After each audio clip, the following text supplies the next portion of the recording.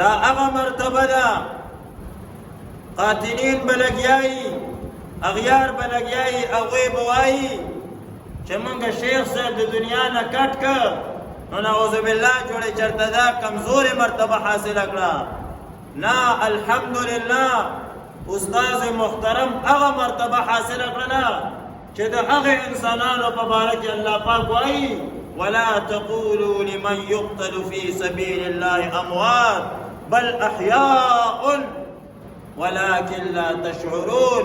الله جل جلاله وایي چې دا د عام مړو په شان ګوره مه شماره عام مړي ورته مه وایه دا ژوندي دي ژوندي دوی را الله جل جلاله زندګي ورله ورکړې ده بل ځای کې وایي عند ربهم یرزقون دوی ته د رب په نس باندې رزق ورکولی کېږي دا قربان شم په داسې ژوند باندې تا ژوندی کړو مړ نه دی ته وایې چې ما ور باندې زندګي ختمه کړه مړ مې که مړ دی نه که شهید شو او شهید په باره کې الله پاک وایي چې دا مړ نه دی دا د ستا په ګولۍ باندې داسې ژوند باندې ژوندی شو چې باس قربان شم بیا په ده باندې مرګ نه راځي بل احیاء عند ربهم یرزقون عام مړی چې کېږدي په قبر کې په درېیمه ورځ باندې خېټه ډز وکړي او چې کومه خاورې خاورې شي او شهید 100 کاله بعد روبسه په همغسې انداز باندې به پروت وي چې په څنګه انداز باندې د قربان شمه دفن کړی دی نو تا لوی مقام ته ورسو ځان دې ورباندې څه که ځان دې ورباندې خوار او ذلیله که استاذ محترم نه الله جل جلاله لویه مرتبه ورکړې ده بل احیاء عند ربهم یرزقون دا د خپل رب په نس باندې قربان شم دوی ته رزق ورکولی کېږي دنیا کې هم استاذ محترم یو زبردسته زندګي تېره کړله الله جل جلاله ورله جنتي زندگی ورکړې وه یو جنتي زندگی چې پیدا کېده یو علمي خاندان کې پیدا شو پلار هم عالم دی مناظر اسلام باندې مشهور دی نیکه هم عالم و مفتی شهزاده صاحب لویه دنیا قربان شمه چې کومه ده هغه د فیض نه به چې کومه ده دا روښانه وه نیکه غور نیکه مولانا اسماعیل صاحب هغه عالم و چې په شیخ صاحب باندې مشهور و قربان شم ټول نسل د علماو را روان چې پیدا کېده په جنت کې پیدا شو او قربان شمه چې تله الله جل جلاله ورله داسې مرګ ورکه چې قربان شمه سیده جنت ځای دی الله پاک چې کومه ورته شهادت عظما شهادت کبرا ورته الله جل جلاله نصیب کړ روان دي د احادیث مبارکو درس ته روان دي چا قتل پس نه دی روان د چا غلا پس نه دی روان دی به اوځي 15 منټه بعد وایي قال رسول الله صلی الله علیه وسلم قال رسول الله صلی الله علیه وسلم د ټول نه اول به چې شیخ صاحب راغی او څنګه به کېناسته ډایرکټ به ماته وایي چې شروع کړه عبارت ټول نه لومبی عبارت په سهار وختي ما ویل او په هغه ټایم کې چې په کم ټایم کې ورته ما عبارت شروع کوو په هغه ټایم کې قربان شمه په هغه باندې ډزونه وشول او الله جل جلاله ورته شهادت نصیب لویه مرتبه ورته الله پاک ورکړله داسې مرتبه ورته الله جل جلاله ورکړله چې رسول الله صلی الله علیه وسلم د مخلوقاتو کې د ټولو نه اشرف انسان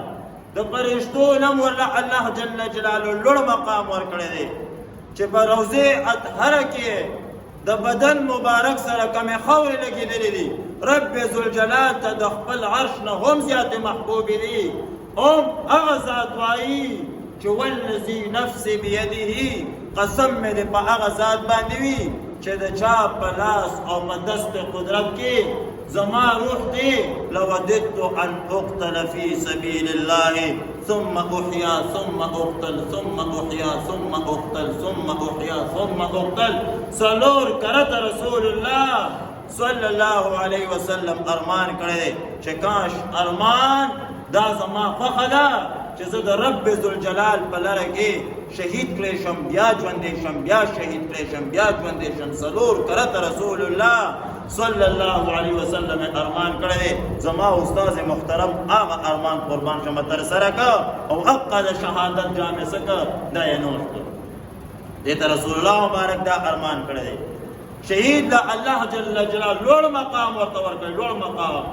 او یو کسانو شفاعت پکوي او یا کسان چې کم کسان دا د جهنم په ګیټ باندې ولاړ دي او هغوی لرس په جهنم کې لیکلی شوی دی دا شهید به او یو کسانو ته قربان شمه څه کوي شفاعت به ورته کوي او عالم هم دی او شیخ الحدیث دی د اسمان د ستورو برابر شفاعت به کوي دا استاد محترم الله جل جلاله دا ټول صفات ورله الله پاک په دنیا کې ورکړی لوی علم ورله الله پاک ورکړی خوش اخلاقی ولا الله پاک ورکړی و سخاوت ولا الله جل جلاله ورکړی حسن ولا الله پاک ورکړی باډي ولا الله پاک ورکړی و شهرت ولا الله پاک ورکړی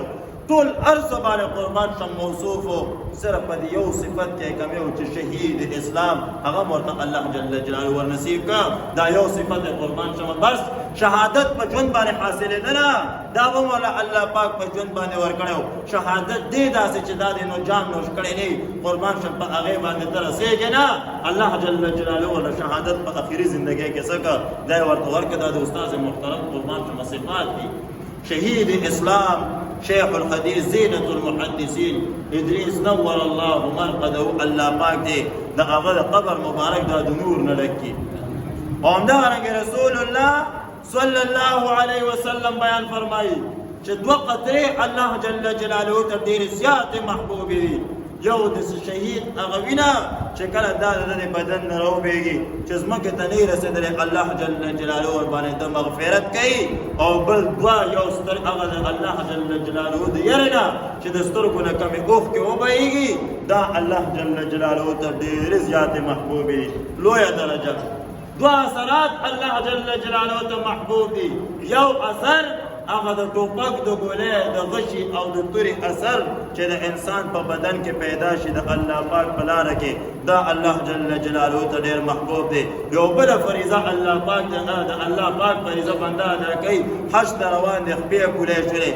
په ګرمه توده ځمکه باندې سجده وکړله په تندي باندې خارونه پیدا شول دا الله جل جلاله ته ډېر زیات محبوب دی قربان شم استاد محترم الله پاک کامیاب کا کامیاب